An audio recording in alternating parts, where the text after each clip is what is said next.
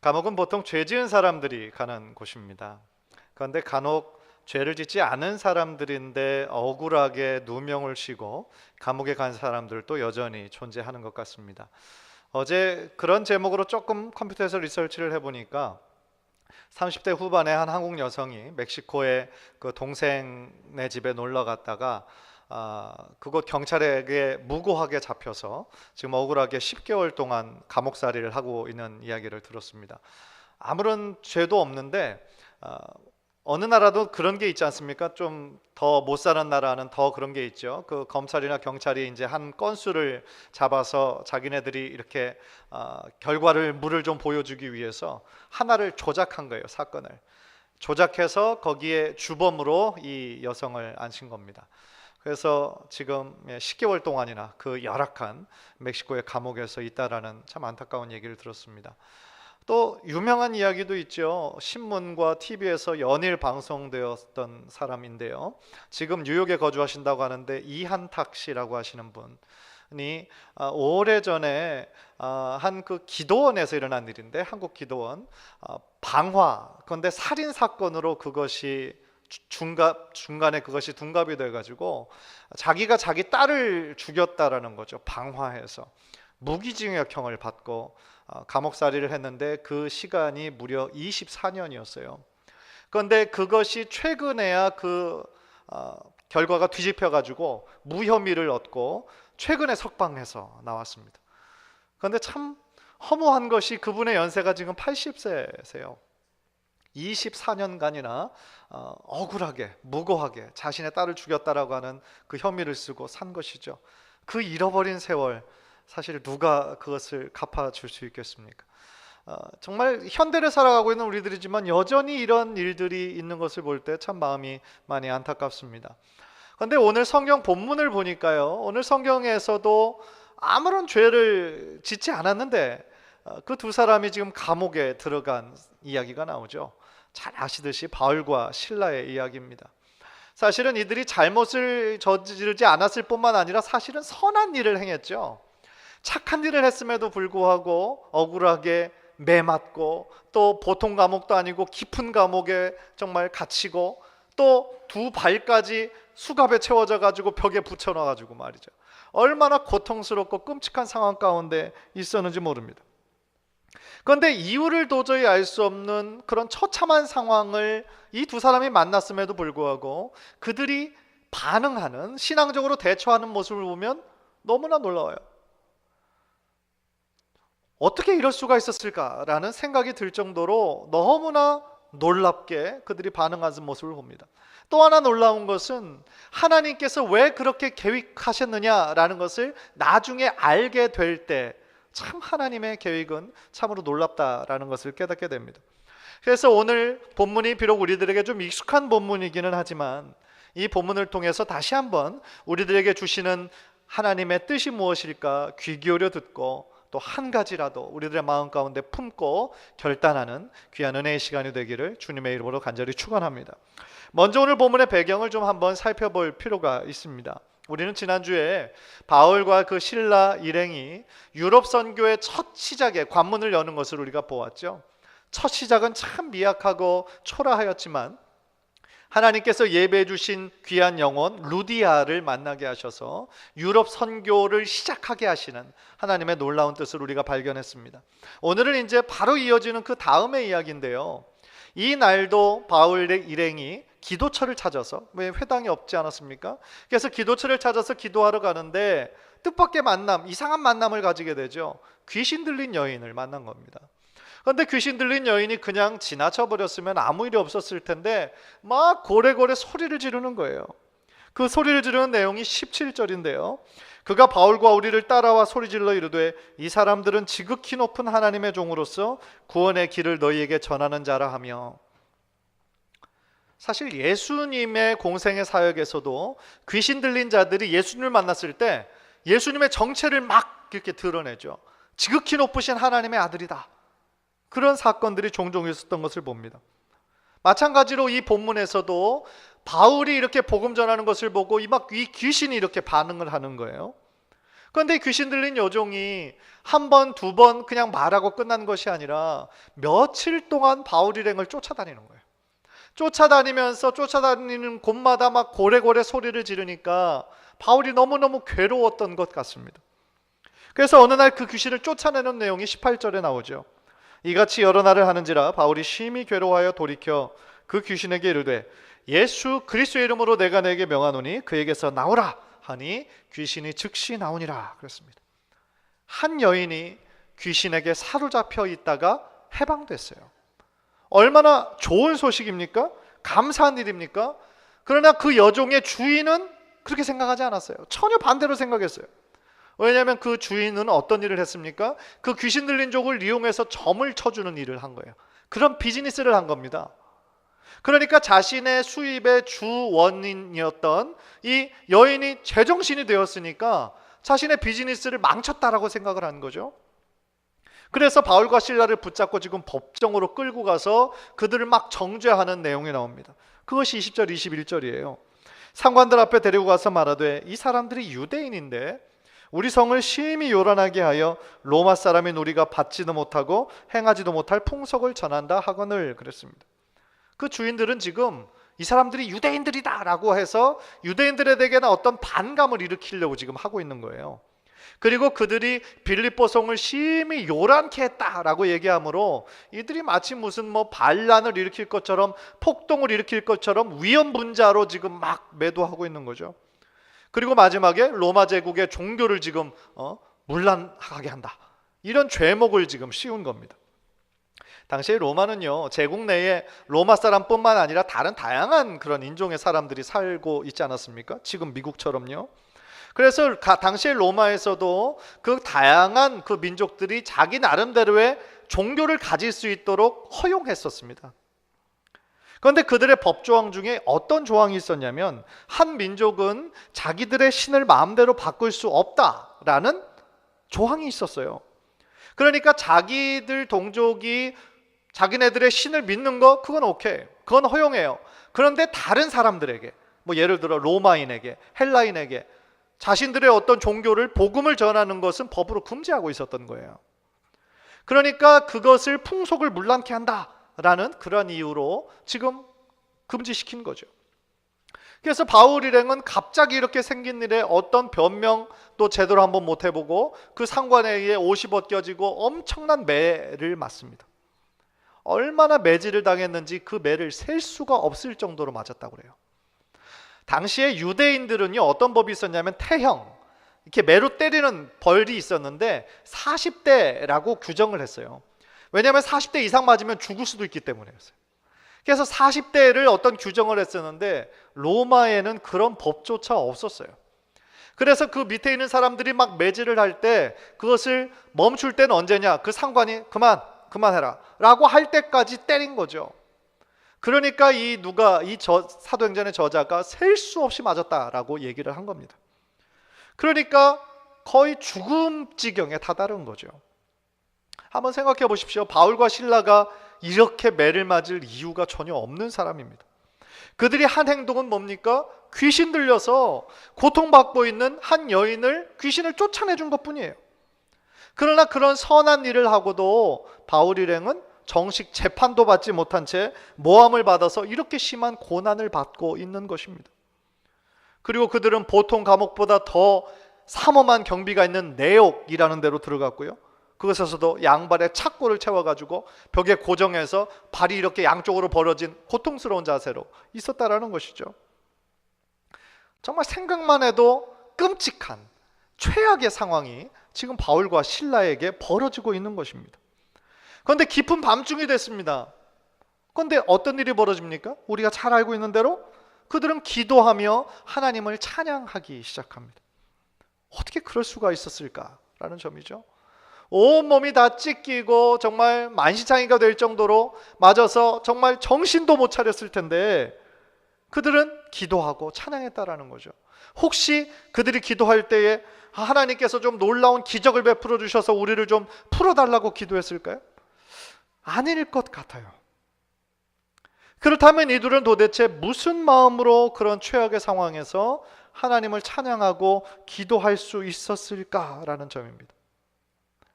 저는 그 궁금점을 이렇게 제시하면서 바울과 그 신라의 그 믿음을 보면서 첫 번째로 깨닫는 것이 있는데 바로 이거예요. 어떤 상황에 있든지 하나님의 선하신 뜻이 있음을 믿었다라는 사실입니다. 그들은 어떤 상황에 있든지 하나님의 선하신 뜻이 있다라는 것을 분명히 확신하고 있었을 거예요. 때로는 그 이유를 알 수 없지만, 때로는 억울한 상황에 본인들이 처해 있지만, 그럼에도 불구하고 이것을 통하여 하나님의 선하신 뜻이 있을 것이다 라는 신뢰가 있었다라는 겁니다. 그렇기 때문에 그들은 그 일로 인해 원망하지 않았어요. 하나님 원망하지 않았습니다. 억울하지 않았어요. 왜 자신들을 재판도 없이 이렇게 때리고 이렇게 감옥에 가두냐고 항의도 하지 않았어요. 그저 맡겼어요. 하나님께 모든 것을 맡겼습니다. 그래서 일일이 반응하지 않고 하나님께 그 모든 것들을 맡겼기 때문에 그의 삶에 하나님의 선한 뜻이 시작될 수 있었다는 거죠. 사랑하는 성도 여러분, 저는 하나님의 자녀들에게 아무런 이유 없이 고난이 생긴다라고 믿지 않습니다. 왜냐하면 하나님께서는 우리 각자의 삶을 통하여 하나님의 선한 뜻을 가지고 계시기 때문입니다. 따라서 이유 없는 고난은 존재하지 않는 거예요. 그래서 바울은 자신들의 매맞음과 고난이 결국은 하나님의 선한 뜻을 이루는데 사용될 것이다 라는 것을 굳세게 믿었다라는 거죠. 후에 빌립보서를 보면요, 바울이 이런 말씀을 해요. 빌립보서 1장 12절, 우리 한번 화면을 통해서 다 함께 읽겠습니다. 시작. 형제들아, 내가 당한 일이 도리어 복음 전파의 진전이 된 줄을 너희가 알기를 원하노라. 지금 감옥에 갇혀 있을 때, 나중에 쓴 거죠. 감옥에 갇혀 있을 때 빌립보 교인들을 향하여 쓴 겁니다. 자기가 당한 일, 지금 감옥에 갇혀 있는 것이 도리어 복음 전파의 진전이 될 거다 라고 그렇게 믿고 있는 거죠. 즉 그들의 고난을 통하여, 고난을 인내하는 모습을 통하여 결국은 예수 그리스도의 복음이 전파될 것임을 믿고 있었다라는 사실입니다. 예수님께서도 산상수훈의 말씀에서 이런 말씀을 하셨죠. 마태복음 5장 11절 12절인데요. 나로 말미암아 너희를 욕하고 박해하고 거짓으로 너희를 거슬러 모든 악한 말을 할 때에는 너희에게 복이 있나니, 그 다음 같이 있습니다. 기뻐하고 즐거워하라. 하늘에서 너희의 상이 큼이라. 너희 전에 있던 신자들도 이같이 박해하였느니라. 아마도 바울과 실라가 환난과 박해 가운데서도 기도하고 찬양할 수 있었던 이유, 바로 이 예수님의 말씀을 기억하고 있지 않았을까라는 생각을 해봅니다. 비록 자신이 지금 당하는 고난이, 자신은 이유는 알 수 없지만 주님 때문에 복음을 전하면서 당하는 고난이 결국 하나님 앞에 섰을 때 칭찬과 영광과 존귀를 얻게 될 것을 믿고 있었기 때문이라는 사실이죠. 정말 그렇습니다. 우리가 힘들 때일수록 우리가 더욱더 기억하고 붙잡아야 하는 것은 예수님의 말씀인 것이고 예수님께서 걸어가신 십자가의 삶인 줄 믿습니다. 사실 우리가 어떤 억울한 일을 당하고 고난을 당했을 때 주님의 십자가를 묵상하면 할 말이 없죠. 우리가 당하는 그 어떤 일도 주님께서 정말 무거워하신 분이 그 무거운 십자가를 지고 온갖 수치와 조롱과 고난을 당하신 것을 생각할 때 우리가 어떤 말을 드릴 수가 있겠느냐는 거죠. 사랑하는 성도 여러분, 저는 이 바울과 실라의 이 믿음의 행동을 보면서요, 가장 강하게 다가오고 또 그렇게 적용하는 것은 바로 이겁니다. 하나님의 뜻이 지금 이해가 되지 않는다 할지라도 하나님께 기도하고 하나님의 뜻을 기다려야 된다는 거예요. 저는 그것이 참 마음에 다가옵니다. 우리는 보통 어떻습니까? 내 뜻대로 잘 안 돼요. 길이 막혀요. 내가 정말 unexpected한 것, 갑작스러운 일들이 나에게 생깁니다. 그러면 우리는 어떻게 해요? 너무 쉽게 낙심하고 너무 쉽게 좌절하고 원망해요. 그래서 우리들의 머리로 너무 빨리 판단하고 쉽게 결정해버리는 경향이 있어요. 머리로는 하나님의 선한 뜻이 있다는 것을 알아요. 그런데 실제로 어려운 일을 만나면 그렇게 적용이 안 돼요. 우리들의 삶에. 왜 나한테 이런 일이 생기지? 생겨서는 안 되는데? 라고 생각하는 거죠. 그런 면에서 우리들의 신앙은 참 얕아요. 저를 포함해서 참 얕아요. 깊은 강천 같은 그런 신앙이 아니라 얕은 어떤 물가처럼 참 너무 환경과 상황에 따라 왔다 갔다 할 때가 얼마나 많은지 모릅니다. 그러나 우리가 꼭 기억해야 하는 사실은 뭡니까? 신앙에는요, 인스턴트가 없어요. 동전 넣으면 우리가 원하는 것처럼 밴딩 머신에서 뭐가 방금방금 나오는 것처럼 어떤 우리가 어려운 상황에서 하나님의 뜻을 알고 싶다고 해서 하나님께 기도하면 바로바로 알려주시는 게 아니에요. 인스턴트처럼 그렇게 이루어지지 않습니다. 대부분은 오랜 시간이 걸리고 대부분은 그 상황이 지나봐야 하나님의 뜻을 알게 될 때가 참 많아요. 그런데 많은 현대인들은 신앙을 마치 인스턴트식으로 생각하는 사람들이 많죠. 그래서 자기가 원하는 대로 되지 않을 때 너무 쉽게 낙심하고 좌절하고 절망하는 겁니다. 만약에 우리들의 신앙이라는 것이 하나님의 우리를 향한 뜻이라는 것이 정말 어떤 매뉴얼이 있어가지고 이럴 경우에는 어떻게 됩니까? 딱 누르면 뭐가 나오고 또 딱 나오고 어떤 통계를 이렇게 해가지고요. 그렇게 되면 요즘 AI, Artificial Intelligence 너무 막 발전하잖아요. 그러니까 나중에 만약에 하나님의 뜻이 막 그렇게 인스턴트식으로 된다면 이 앞에 저와 비슷하게 닮은 AI가 앞에 와서 이렇게 설교할 날이 혹시 올지도 모르겠어요. 그러면 만약에 그렇게 발전하면 아마 여러분들도 여러분들과 비슷한 AI를 이곳에 보내가지고 그렇게 할지도 모르겠죠. 제가 말씀드리고 싶은 핵심은 바로 이거예요. 우리 삶에 일어나는 수많은 일들을 우리는 절대로 온전히 이해할 수 없다는 겁니다. 그게 우리 인간의 한계예요. 우리가 우리 삶을 완전히 컨트롤할 수 없어요.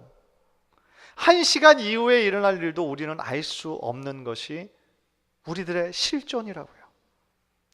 며칠 전 여러분 한국 뉴스 보셨습니까? 한국의 관광버스에서 휴가를 마치고 돌아오던 그 20명의 입사 동기들이 화재가 나가지고 10명이 죽고 6, 7명이 중경상을 입는 참 슬픈 일이 있었죠. 한 회사의 입사 동기였어요. 그리고 은퇴하신 분들이었어요, 대부분. 그래서 너무나 좋은 마음에 중국 여행을 갔다가 이제 다 마치고 집으로 돌아가는 길에 사고가 나고 화재가 된 거죠. 화재가 난 거죠. 참 그런 일들 보면 너무 안타깝죠. 누가 그 중에 어떤 한 사람도 그 일을 누가 예측했겠냐고요. 우리 인간이란 존재가 우리가 생각하는 것처럼 정말 대단하거나 모든 것을 이룰 수 있다거나 절대로 그렇지 않아요. 우리 인간이란 존재는요, 참 무력하고 연약한 존재들인 거죠. 따라서 우리가 이해할 수 없는 일들을 우리들과 살면서 만날 때 우리는 어떻게 해야 합니까? 아무런 이유 없이 고난당한다고 내가 느낄 때에 우리는 어떻게 해야 합니까? 간절히 바라기는 오늘 본문에 나오는 바울과 실라처럼 모든 상황 가운데 하나님의 선한 뜻이 있음을 믿고 계속하여 이해되지 않는다 할지라도 계속하여 기도의 자리에 나아가는 우리 귀한 성도님들 모두 되시기를 주님의 이름으로 간절히 축원합니다. 두 번째로 오늘 본문을 통해 깨닫는 것은요, 하나님의 선한 뜻은 하나님의 때에 반드시 이루어진다라는 사실입니다. 바울과 실라가 고난을 당하던 그때는 사실은 하나님의 뜻을 이해할 수 없었을 겁니다. 그럼에도 불구하고 찬양하고 기도했죠. 자기들만 들리게 조용하게 기도한 것이 아니라 온 감옥이 떠들썩하게 모든 죄수들이 다 들을 수 있도록 큰 소리로 기도하고 찬양했습니다. 그것이 25절이죠. 다 함께 읽겠습니다. 25절 시작. 한밤중에 바울과 실라가 기도하고 하나님을 찬송하며 죄수들이 듣더라. 그때 이후로 우리가 잘 알아요. 갑자기 큰 지진이 났고요, 감옥의 터가 움직였고요, 감옥 문이 열렸습니다. 그래서 자다가 깜짝 놀라서 깬 간수가 감옥 문이 다 열렸거든요. 그러니까 그것을 보고 자결하려고 하죠. 왜냐하면요, 당시의 법이 만약에 간수가 그 죄수들을 지키다가 죄수들이 도망갔으면 그 도망간 죄수의 남은 형량을 이 간수가 다 해야 되는 거예요. 당시의 법이 그랬어요. 그러니까 간수가 생각할 때 무기징역 한 사람만 도망가도 자기 무기징역이에요. 그런데 얼마나 그 죄수들이 많습니까? 그러니까 도저히 가능성이 없는 거예요. 살 소망이 없는 거예요. 그러니까 즉시 자결하려고 하죠. 그랬더니 그것을 안 바울이 멈추라고, 내 몸을 상하지 말라고, 우리 다 지금 여기 있다라고 얘기를 합니다. 그래서 그 말을 듣고서야 부랴부랴 등불을 찾아서 무서워 떨면서 바울과 실라 앞에 찾아서 엎드리죠. 그리고 그가 던진 질문이 굉장히 위대한 질문이 되었죠. 그것이 33절입니다. 선생들이여 내가 어떻게 하여야 구원을 받으리까 하거늘. 지금 뭐라고 불러요? 바울과 실라를 선생들이요. 방금 전까지도 다른 그냥 여타 죄수들하고 똑같이 생각하고 무시했을 거예요. 죄인 중에 하나로 생각했다가 이런 기적을 지금 경험하고 보니까 그들이 기도하고 찬양하는 가운데 이런 일이 일어났잖아요. 그러니까 깜짝 놀라서 그들 앞에 무릎 꿇고 엎드려서 선생님이요, 내가 어떻게 해야 구원을 받으리까? What must I do to be saved? 그는 그의 인생에서 가장 중요한 질문을 던졌고요. 그는 바울에게 그 인생의 가장 중요한 해답을 얻게 됩니다. 참으로 놀라운 순간이죠. 생각해보면요, 이 세상에 많은 사람들이 다 하나님의 은혜가 필요하고 구원받아야 되는데 사실은 세상에 많은 사람들이 이 중요한 질문을 던지지 않아요. 내가 어떻게 해야 구원을 받습니까? 이 질문 던지는 사람이 없어요. 엉뚱한 질문들을 하죠. 엉뚱한 질문들을 하고 그냥 시간 지나면 없어져 버릴 허무한 것에, 그냥 세속적인 것에 자신의 시간을 뺏기고 자신의 삶을 낭비하는 경우가 얼마나 많습니까? 죄가 죄인 줄 아는 사람이 누가 있어요? 어두움이 어두움인 줄 모르는 거죠. 그러니까 그 가운데 자신이 얼마나 하나님의 은혜가 필요한지를 깨닫지는 못하는 거죠. 그러나 이 빌립보 간수는 그 절체절명의 순간에 그것을 알았죠. 그래서 어떻게 해야 구원을 받을 수 있습니까? 라는 질문을 던진 거예요. 그 질문에 바울은 너무나 유명한 이 31절의 말씀을 그에게 하죠. 우리 화면을 보면서 다 함께 읽겠습니다. 시작. 주 예수를 믿으라. 그리하면 너와 내 집이 구원을 얻으리라. 할렐루야. 예수 그리스도를 믿는 그 믿음으로 인하여 우리는 구원을 얻게 되는 줄 믿습니다. 바울의 그 위대한 선언 이후 2000년이 지나는 지금까지 수많은 사람들의 구원 문제에 결정적인 해답을 준 위대한 신앙의 선언이 된 것이죠. 그 후 어떤 일이 일어났습니까? 간수만 그 복음의 말씀을 듣고 끝나지 않았어요. 그의 가족들 그리고 그의 집에 속한 모든 하인들에게 다 복음을 전하게 됩니다. 다 구원받죠. 그리고 그 두 밤에 이 간수는 2명의 그 전도자를 자신의 집으로 데리고 가서 그 찢기고 다친 그 상처들을 다 닦아주고 또 그들에게 세례를 받고 또 음식을 풍성히 차려주고 기뻐하며 즐거워하는 장면이 나옵니다. 그 한 사람의 그 회심의 질문이 그에 속한 모든 가족과 또한 그에 속한 모든 가족까지 구원받는 놀라운 구원의 시작점이 된 것이죠. 우리는 여기서 드디어 바울과 실라가 아무런 죄 없이 억울하게 감옥에 들어간 이유를 이제서야 깨닫게 되는 거예요. 그것이 무엇입니까?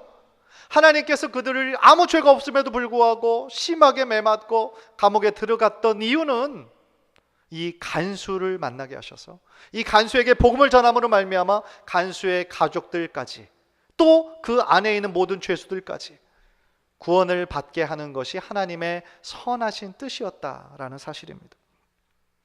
그래서 그들이 그렇게 억울하게 고난을 당한 것은 아무런 이유가 없어서가 아니라 단순히 재수가 없어서가 아니라 하나님의 놀라운 선하신 뜻이 그 가운데 있었다라는 사실입니다.